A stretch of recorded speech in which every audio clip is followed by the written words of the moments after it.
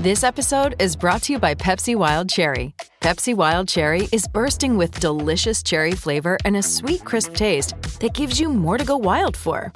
Getting wild may look different these days, but whether it's opting for a solo Friday binge watch or a big night out, everyone can indulge in their wild side with Pepsi Wild Cherry. Also available in Zero Sugar. So grab a Pepsi Wild Cherry and get wild. Why take one vacation with the family when you could take all of them? With Royal Caribbean, you don't just go to the beach. You visit a private island and race down the tallest water slide in North America. You don't just go for a road trip. You ATV and zip line through the jungle. You don't just go somewhere new. You rappel down waterfalls and discover ancient temples. Because this isn't just any vacation. This is all the vacations. Come seek the Royal Caribbean. Ships Registry, Bahamas.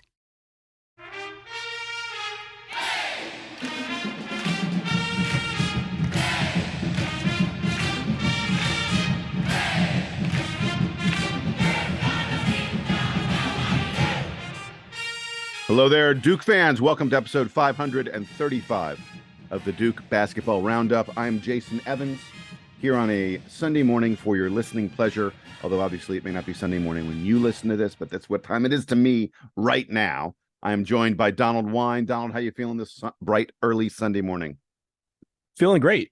Football is doing well for me, so I can't complain. Well, I mean, it's Sunday, so we'll see what happens later on today with NFL. But hey, I'll take the wins when we can get them. Wait, did you just jinx your Detroit Lions? Did that just happen? No, there's no such thing as jinxing the Detroit Lions. That just doesn't exist. Okay, if you believe that, I wish I could say I didn't believe in jinxes, but man, they seem to happen to me all the time. You know who was not jinxed? The Duke Blue Devils. They took on Northwestern. This was a game. I think some people were a little worried about this game. I know. Look, I'm going to freely admit. We talked about this, Donald. It was like a 20-point line, 19, 20, somewhere in that kind of ballpark. And I was like, man, 20 points. No way I'd take Duke at 20 points. What am I thinking? Blue Devils win 38-14. And I think that if you had that 20-point line, you felt comfortable most of the second half. This was a really, really dominant victory by Duke. A very, very impressive win against a Power 5 opponent. I mean, it's worth noting, yes, Northwestern is in some trouble. This is a program that is not doing great, but this is a team that's in the Big Ten. This is a team that recruits elite athletes and gets, top profile guys out of the transfer portal. Anytime you can beat a Power 5 team by that kind of score, and by the way, 38-14, it wasn't even that close. Northwestern scored that last touchdown very late in the game, playing essentially their subs against our subs after our subs had already scored our own touchdown. This was just not even a tremendously competitive contest. Donald, I've got a ton of stuff on this game, but tell me what impressed you the most about the Blue Devils' victory over Northwestern to go to 3-0. We could start on the offensive side of the ball, particularly the rushing game, but I want to start with this, Jason. I love our defense. Our secondary is great. Our defense is great. This is where you should start. Yes. Keep going, baby. Like, just put it this way. We're 3-0, and in 3 games, until like the final 2 minutes of this past game, we'd only allowed 7 points in each game. And they were all in the first half. And it seemed like even those plays, right? Against Clemson, it was a short field. Against Lafayette, they had, they drove down the field and was like, oh no, what are we going to do? And they shut them down the rest of the way. And here, they essentially did the same thing. Second quarter, Northwestern gets a touchdown. They're like, all right, well, wait, don't back in Notre Dame. Don't get ahead. Don't get ahead of yourself. We're not getting ahead. Yeah, that's on me. That's on me. But Northwestern gets the ball. They go down. They score. And everyone's like, oh, it's a big, is Duke going to, flounder at this point?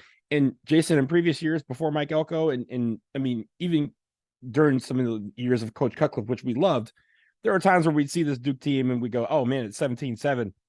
This is trouble. This is the most dangerous lead in football for us. But they turned it on. Second half, they essentially shut them out the second half until, again, the final few minutes of the game. And I think it's just a testament to how good this defense has been. They get a takeaway. They, again, anytime that felt like a big moment where like, hey, in your mind saying the defense needs to step up and make a play, they did. And that's what they've done so far this season. And I just hope this continues because it's been great to, again, Mike Elko, when we got him, he was a defensive-minded coach. And we've seen that improvement on that side of the football in leaps and bounds. And even this year, again, we see kind of the killer instinct of that defense where they go, hey, nothing's getting, okay, we gave them their score. That's fine. But nothing else gets past us today. And that's how they're playing. And they're playing aggressive. They're playing smart. They're not, I mean, they didn't give up a lot of, penalties or anything like that, big plays. They were very sound in how they approached the defensive game plan, and they executed it perfectly. And I just want to shout them out first. I know we're going to talk about the offensive side of the ball, but the defense was awesome again yesterday. Yeah, I have to agree with you about that. I'll tell you what really impressed me.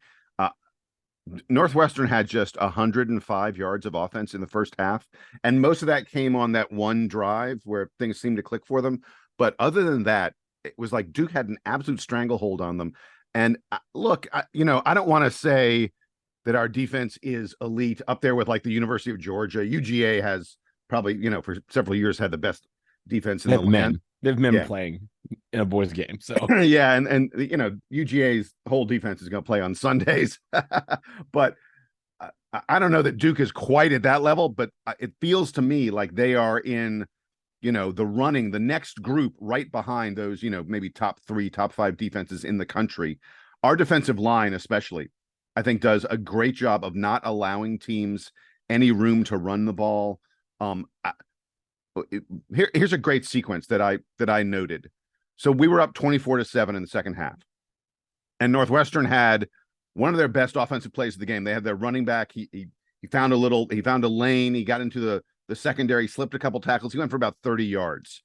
And like, you were talking about when it was 17-7, it's 24-7. But as Duke fans, we're programmed to be like, can we hold on to this? I thought it was a pretty big moment in the game. It was early in the second half, and they were at midfield. And it was a moment where Northwestern probably felt like they could put some pressure back on Duke. But the very next play, the defense, one of our cornerbacks tackled a guy for a loss on a swing pass into the backfield. And then the next 2 plays, our secondary was all over their wide receivers. There was 2 incompletions the next 2 plays, but they both looked like they had a better chance of being intercepted than being a completion. Northwestern went nowhere, and they were forced to punt the ball back to Duke. It looked to me, that sequence to me looked like a classic example of a defense that could dictate what it wanted. And it's just a rare thing for us as Duke fans to be watching a defense that can do that to the opposition. It was terribly impressive the entire game. And Jason, this obviously occurred before the football game even kicked off, but I was watching College Game Day yesterday, and they were talking about Florida State and their road, essentially, because, Florida State has looked very good this year, and that's a team that we will see down the road. Kirk Herbstreit and the rest of the crew circled that Duke game. But we go to Florida State next month, and they said, hey, Florida State may not see a defense any good until they get to Duke.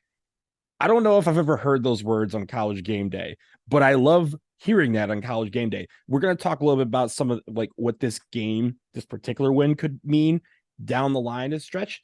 But when you think about it, they had ample opportunity to talk about Riley Leonard and then the offense, which we will get to in just a second.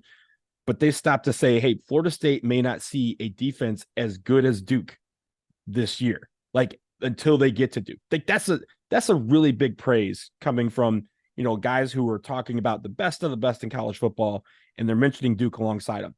That's exactly what Mike Elko wanted with this program. We've already arrived, and now we're playing whenever someone turns on the TV and they see Duke. So far this year, we're playing like a team that should be on TV and that people should be having their eyeballs on, and that's great. Yeah. All right. So I'm going to take us to the offense now. And look, you have to start with Riley Leonard. And quarterback is the glamour position. Everybody knows the quarterback is the guy who gets all the girls and gets all the endorsements and all that other kind of stuff. But doesn't get the late homework assignments in. We've learned that. Exactly. Does not get his homework assignments in on time. Although dude has a 3.9 GPA. That's better than way better than my GPA at Duke. In any event, we will start the discussion with Riley Leonard, who went 15 for 20 on this game.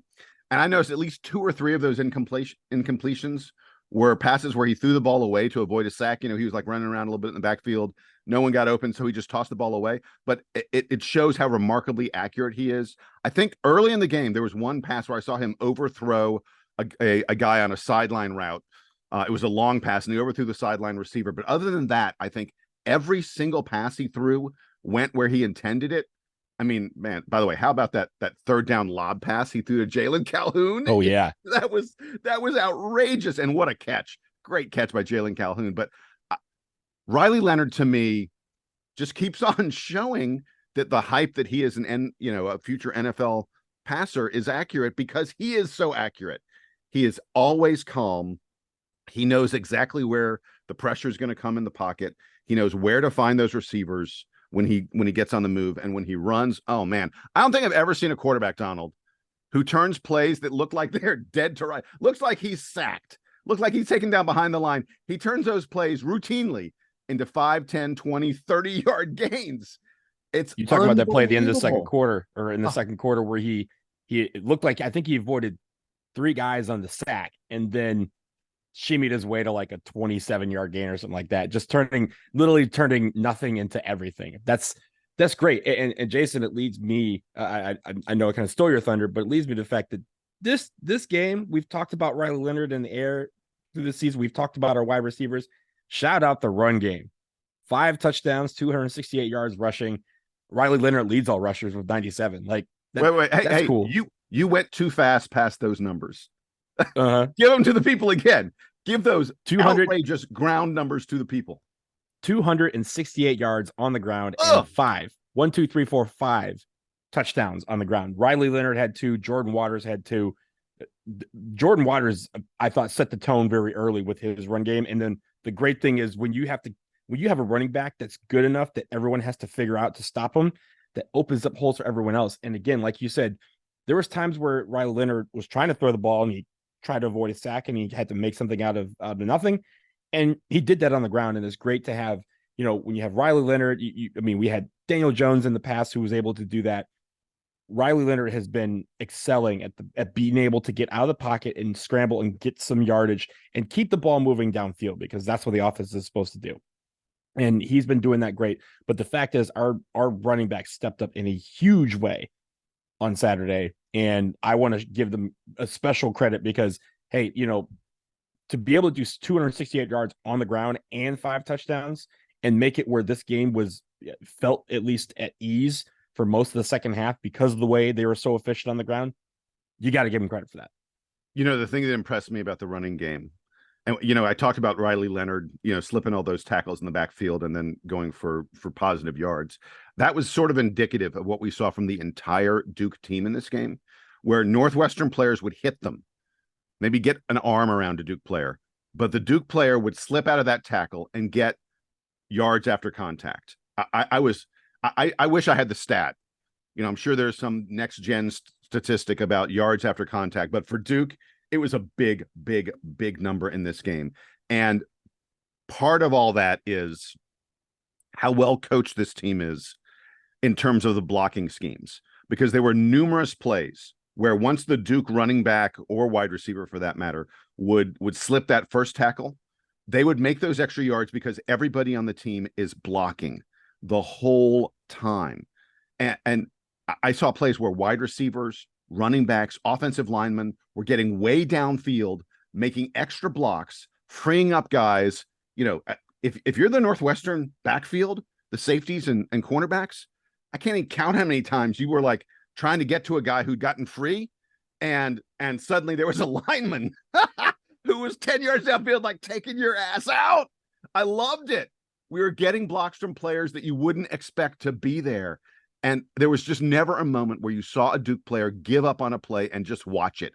They play until the whistle sounds. No, wait, they play until after the whistle sounds. And that, my friend, is how you rack up 268 yards against a Power 5 team. Outrageous. I just want to shout out all the cats out there, because every time they come to Wallace Wade, so far this season, they've gotten stomped. We've beaten Tigers. We've beaten Leopards. We've now beaten Wildcats. Pitt Panthers come at the end of the season, so I don't know. They got a whole rest of the season to worry about this. But we get to the Dogs next week. We get, Huskies. We'll have some Wolfpack coming later on. But Jason, when you look at this particular game, Northwestern, as you mentioned, Big Ten team, Power Five team. Big Ten is considered with the SEC the two biggest conference and best conferences in college football. Does not matter who in the Big Ten you beat.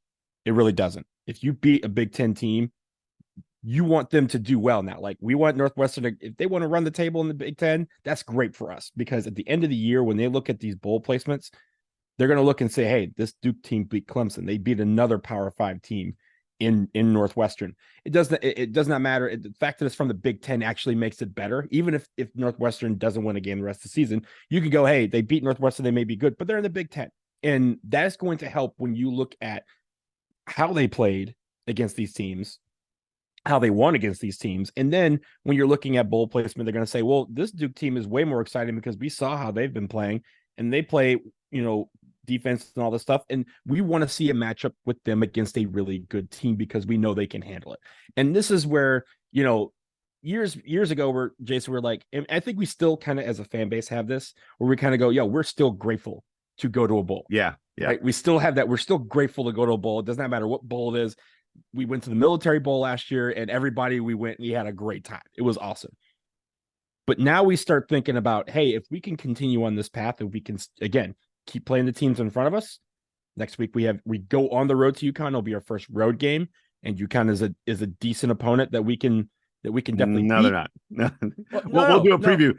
UConn's bad. Do a preview, but here's the thing: when you go on the road to the Rent, they've played very, very tough at the Rent, and it's going to be difficult for any team to win on the road, especially this Duke team. Anyone going on the road is always difficult, but we also know they have the confidence to go up there and put the stomp down on UConn and say, hey, thanks for the free trip and let's get back to Durham. But when you look forward, one game at a time, if this team can continue on the path that it is, we're not going to be worried about what bowl game we're going to this year. We're going to be worried about how strong a bowl game, or we're going to be excited about how strong a bowl game we can get into. We still have a tough schedule ahead of us. But again, one game at a time, if they keep playing like this, if the running game can still play, if Riley Leonard still stays in his bag, and if the defense can play the way they've been playing, ladies and gentlemen, we won't have to worry about like basketball season coming too soon because we can sit here and watch this football team every single week. Yeah, and we'll get to UConn. We'll do a UConn preview in the next couple days. They're not very good, Donald. This is gonna be another 20-point line, 20+ point line for the Blue Devils. But I did want the last thing I wanted to mention. You talked about the Big Ten.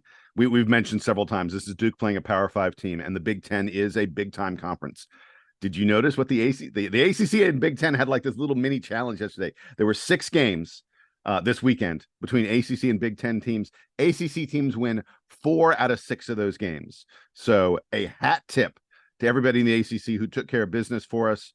Virginia did not. Maryland beat Virginia, but we had North Carolina stomping Minnesota. Look, we hate the Tar Heels. They will be, by the way, you talked about, Duke's got Notre Dame, Duke's got Florida State, Duke's got North Carolina. Those are like 3 huge games coming up on the schedule over the next month and a half, 2 months or so. Duke beat Northwestern. Louisville beat Indiana. We had Rutgers taking care of Virginia Tech. Virginia Tech looks really bad this year. It looks like they're really struggling. Syracuse, though, took care of Purdue pretty nicely. So the ACC wins 4 out of 6 games against the Big Ten. And you're right. It matters. The ACC as a conference, I think, is looking better than people had anticipated at this point, which means that every win you get in the conference is a really valuable thing that boosts your profile in the national marketplace, and that's a big deal for Duke. So I just wanted to look. We don't talk about the conference that much in when it comes to football, so I wanted to shout out those teams that did their job and took care of business against the Big Ten. Also, this is aside from the ACC.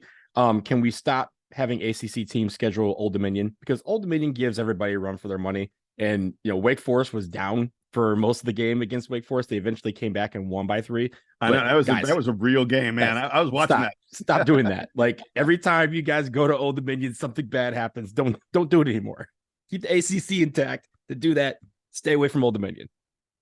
All right, well, that's going to do it with football for the moment. Like I said, we'll be back in a couple of days, talk more about football. But we're going to take a break, and when we come back from the break, a little bit of basketball. Look, there hasn't been a lot of news, people. We're trying to figure out ways of bringing you all content. Up next, wild predictions, stuff you would not believe for the Duke basketball team. Stay with us for that.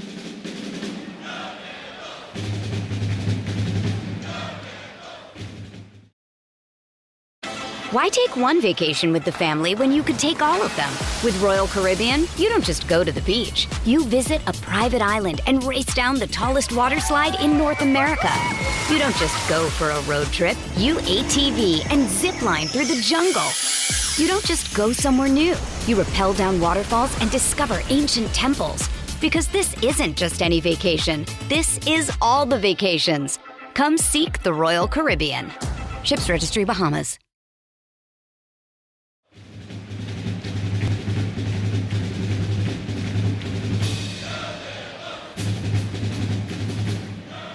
All right, Donald, back from the break. And this won't take a long time, I don't think. Just two of us here. We're missing Sam. Sam, where are you, buddy? We needed you for this conversation. In any event, here's the conversation we're going to have. I sent you guys a note. I was like, we got to find something basketball to talk about. Remember, we are the Duke basketball roundup, so we have to have some basketball content. What's it going to be? And I came up with this.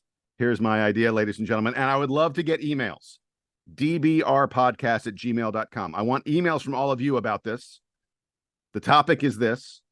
I want one crazy prediction for this coming season. I mean, something that, not something that you're guaranteeing is going to happen. Not like, oh, Kyle Filipowski will average 15 points per game. That's not a daring prediction, folks. I want something that people are going to hear it and go like, what? You've lost your mind. But then maybe they'll think about it a little bit. They'll go, maybe you haven't, you know. So that's where we are. Donald, I will go first. My prediction is this. Get ready, people. Strap in. Jaden Schutt will be a regular part of the Duke rotation and will average more minutes per game than Jared McCain or Caleb Foster. Not both of them, but one of those two guys. That's how high in the rotation I think Jaden Schutt will be. Donald, before I explain why I think this is going to happen, what do you think are the odds? You know, give me a percentage between 0 and 100 of my prediction being right, of Jaden Schutt, regular rotation player, you know, not just games that are, you know, non-competitive, which is last year, frankly, he was really only in non-competitive games. Regular rotation player who averages more minutes per game than highly touted freshman Caleb Foster or Jared McCain. What do you think? Honestly, Jason, I think it's at like 25%. I think it's a plausible thing that could happen. And Jason, we could get into, you know, the myriad of ways that it could happen, the myriad of reasons why that could transpire. But let's go with the simple one. The simple one is, Jaden Schutt might play better. And, you know, last year, if he could shoot better than those two guys, he'll stay on the court longer. If he can play defense better, he can stay on the court longer. Those are, you know, the little things. And obviously there's a lot of, you know, quirky things here and there. One game he could get 30 minutes, the next game he can get 3. We don't know yet. We're still in September. We're kind of speculating here. But when it comes to Jaden Schutt, you know, I don't see that as like a completely wild, outrageous thing. Do I think it's going to happen?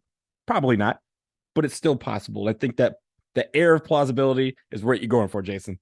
There you go. All right. So let me explain why I think this has a chance of happening. I'm with you. Look, I'm not saying I would give this a 50% chance, but I think it could be in the high 30s, maybe 40% odds of this happening. And here's why. Do you know the best thing about freshmen? They become sophomores. Mm-hmm. And I think a year in the program gives Jaden Schutt a pretty big leg up on Caleb Foster and Jared McCain. And if you looked at Jaden Schutt last year, look, I don't want to be mean to the kid.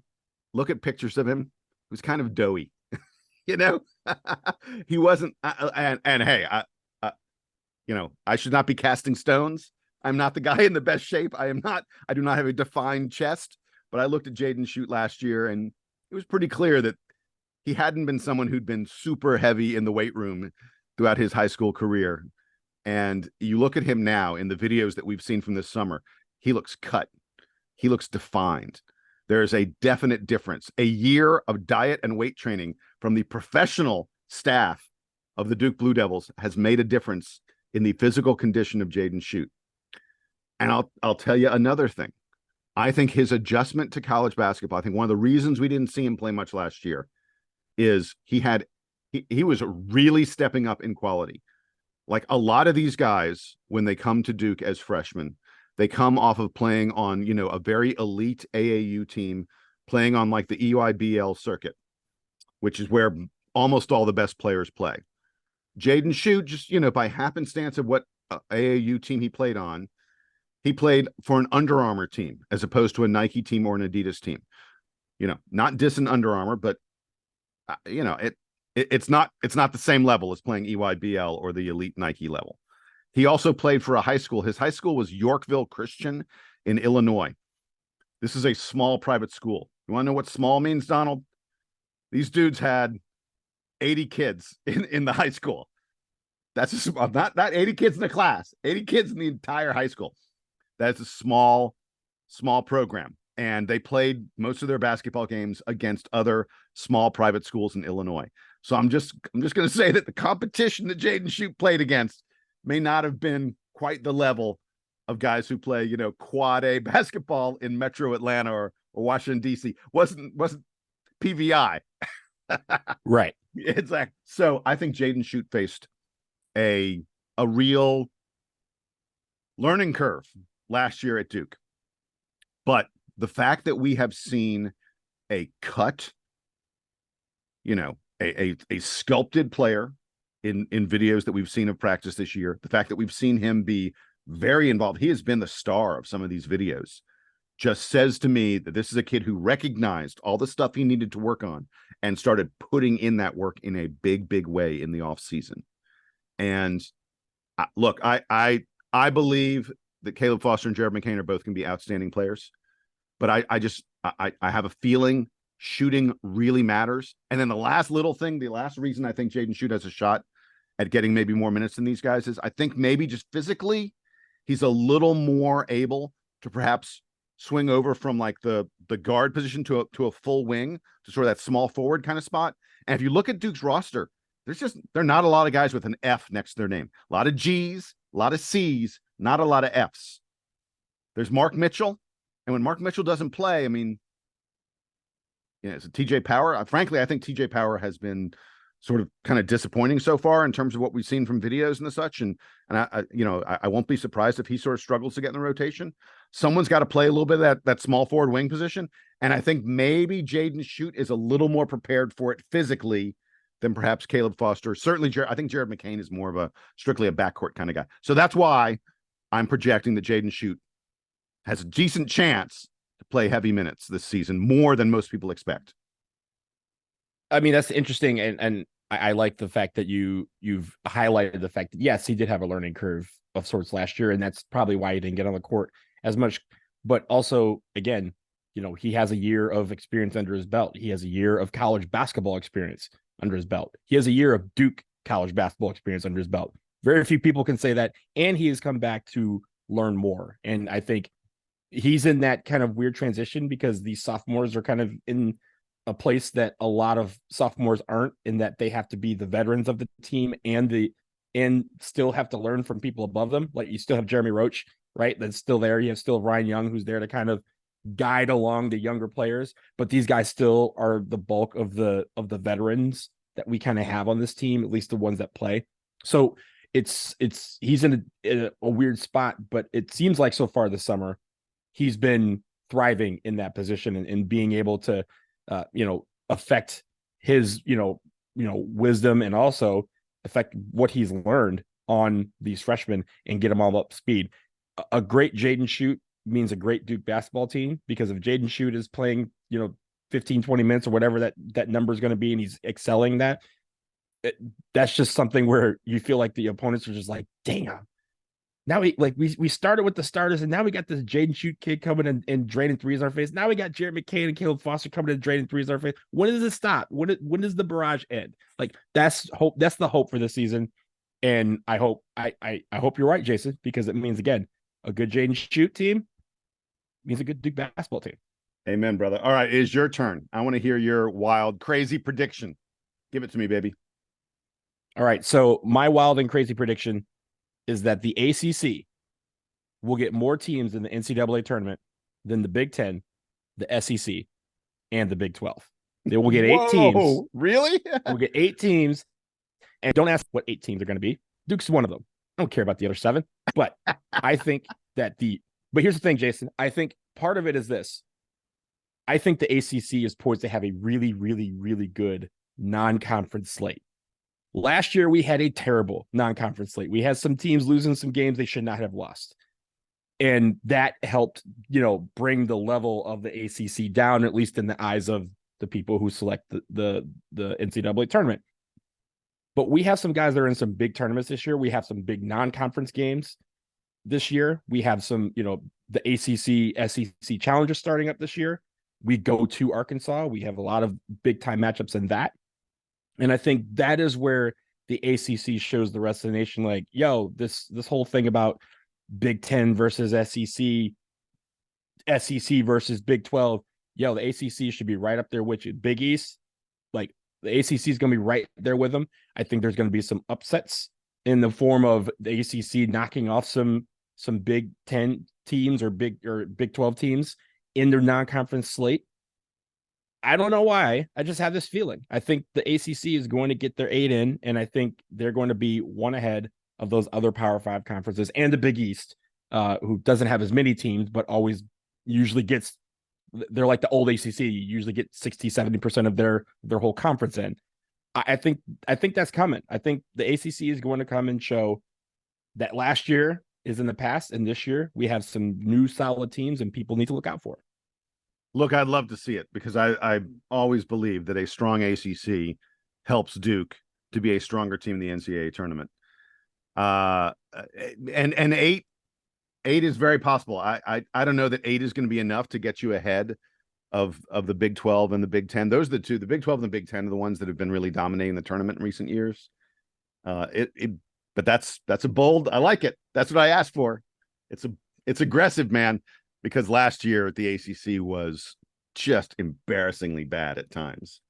Man, Louisville is a team. Man, please, Louisville, be better than you were last year. That is a storied program. I mean, if you were going ahead and looking at the top 10 programs of the past 30 years, I think Louisville they're right in there. And for them to have been as bad as they were last year is just, they've got to fix that thing. They got to get better than they were last year. They were one of the worst teams in ACC history last year. So I hope you're right, Donald. Yeah. So Jason, this whole exercise was great. And it brought me out. This is, for those of you out there, we prepared for that last one. He gave us like a little heads up. This one, I'm putting Jason on the spot because it's something that popped up in the middle of this. The schedule, the ACC schedule and the full, ACC schedule is coming out, I think, in a week from now, like on the 25th or 26th or something like that. Next week. Yeah. And we'll finally learn. We know who Duke is playing in the ACC. We know where they're playing at home, who are playing on the road, and vice versa. But we don't know when. And so my question to you, Jason, you've gone to a couple of these road games before. I think you probably have me beat on the number of road venues in the ACC visited, probably by 1 or 2. This year, forget the home games, because obviously we all want to go to Cameron. That's, by the way, dbrpodcast@gmail.com. If you have tickets to sparing us, we're happy to take them. But on the road, it's very rare for us to be able to see Duke play on the road because we're so focused on the greatest venue in the world. But Jason, this year, Duke will face Georgia Tech, Louisville, Notre Dame, Pitt, obviously UNC, Wake Forest, Florida State, Miami, NC State, and Virginia Tech at those schools' venues. Of that group that I just mentioned, what's the one on your list that you're like, man, I've never been there and I've always loved to see Duke play there? Oh, man, wait, give me the list again. Okay, so the list for this year, I'm not going to worry about the rest of the ACC. Wait, as you go through it, I'm going to tick off which ones I've been to. So go ahead. Okay, Georgia Tech, I know you've been there. Obviously, a million times, yeah. Louisville. I've never been there, and that might be the one. Okay, we're going to keep going. Yeah. Notre Dame. Never been there. That would be another cool one. Pitt. I've been there. UNC, obviously. Yeah, many times. Wake Forest. I've been there. Florida State. I've been there. Miami. I've actually never been to see Duke play in Coral Gables. I've been on the Miami campus, but I don't. And you know what? Actually, I was at a different event that was in whatever I forget the name of the basketball arena, whatever it is down there. You can tell me whatever the name of it is. It the Wasco Center. Yeah, it just didn't seem to me that interesting. So take that one off the list. Okay. NC State. Yeah, but seeing Duke play at NC State, yeah. And Virginia Tech. I've never been to Blacksburg. I've been to Virginia. I've not been to Virginia Tech. Wow, this is a tough one. I think I would probably say Virginia Tech. I feel like those fans are really into it, and the Duke Virginia Tech always gives Duke more trouble than you'd think they would. So I feel like it'd be a good, fun, competitive game. And I think that after last season, after the punch, I think that Duke, Kyle Filipowski, gonna bring a little something extra when he comes from Blacksburg. That's what I think. Like a 40 burger. Yeah. I'm hungry. Yeah, maybe. So yeah, I think if I had to pick one, I think that or Louisville. Although I feel like, by the way, Donald, another side. Hold on. Is there one of those that you want to go to? Is that why you brought it up? Yeah. So I'll say for the people out there, I've been to Georgia Tech. I have been to Pitt. I've been to UNC. I've obviously been to Miami, and I have been inside Castle Coliseum at Virginia Tech, but not for a game. I was just there a couple months ago, setting up all the POS systems so that people can eat there. So, but for me, I think of that list, I have been to NC State, but I've only been to that arena for a hockey game. So I haven't been for an NC State game, so I'm not going to count it. I feel like I would go for that. I think Louisville is up there. Yum Center is one of the premier venues in college basketball, at least from a modern standpoint. But NC State, there's always something about that. I feel like going to that arena always brings us fits. Oh, yeah. And I want to be there when we beat them, because I feel like that's long overdue. Every time we go there the last few years, we've been stomped out. And I feel like I want to go and see how this team reacts to a Tobacco Road rival, but not their number one rival, right? A team that hates them, but they're like, yeah. They we're rivals. We're cool. When, we both hate UNC. But NC State always brings it to another level. And I feel like I'd love to see that in person this year. So I'm hoping that game's on a weekend, because it still gets me down to Durham, get to hang out on campus. But I would love to see that road game there. And then I guess after that, for me would be Louisville, just like you at the Yum Center. Yeah, it's worth noting, the thing that makes these stadiums fun to visit is the crowd. Yeah, that's the reason I picked Virginia Tech. It's not because I'm like, there's something special about Castle. It's that I feel like the Virginia Tech crowd gets into those games, especially when Duke is in town. And there's some of these stadiums that you mentioned, like Pitt, and frankly, I've been to Clemson a number of times. I've never been impressed with the Clemson crowd. Like, if the team's doing well, the Clemson crowd's into it. If they're struggling at all, the Clemson crowd is like, they're busy eating their hot dogs and sitting on their hands because they ain't cheering. They're not trying to help out their team at all. So, and by the way, Georgia Tech's the exact same. In fact, when Duke plays Georgia Tech, for the most part, there are more Duke fans than there are Georgia Tech fans. Shout out to all the the Atlanta Duke alumni. There are many of us who fill that place. So it's really the crowd that does it. And I worry a little bit that with Louisville struggling as much as they have, that perhaps we won't get the kind of atmosphere that you and I would really want from a Louisville game. Yeah, and I think for me, it's more the arena. In Louisville's case, I think for Virginia Tech, like you said, it'd be for the atmosphere. Yeah. But for Louisville, I think it's more the arena. Checking that out. So yeah.